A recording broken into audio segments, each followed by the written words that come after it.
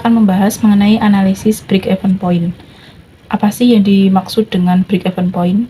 Break-even point atau BEP yaitu suatu keadaan di mana seluruh pendapatan atau penerimaan secara persis hanya mampu untuk menutupi pengeluaran, atau dapat dikatakan kondisi berada pada titik impas atau tidak untung, tidak rugi. Selanjutnya, kapan sih dilakukan analisis BEP? Sebelum atau sesudah melakukan operasional? Jawabannya sebelum. Karena apa? Sesuatu yang dilakukan sebelum terjadinya suatu kejadian itu dinamakan analisis. Kebalikannya, sesuatu yang dilakukan setelah terjadinya kejadian itu adalah evaluasi. Jadi intinya analisis BEP itu dilakukan sebelum terjadinya suatu operasional perusahaan. Nah, di sini juga ada kegunaan analis BEP. Kegunaan analis BEP yang pertama yaitu sebagai alat untuk merencanakan laba, yang kedua sebagai alat untuk merencanakan budget, yang ketiga sebagai dasar penentuan harga jual,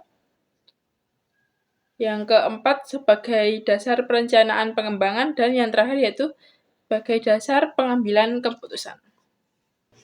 Nah, dalam BEP juga ada yang namanya shutdown point. Shutdown point adalah pedoman bagi manajemen untuk menentukan apakah perusahaan tersebut harus dilanjutkan atau harus ditutup. Kapan dilakukannya shutdown point?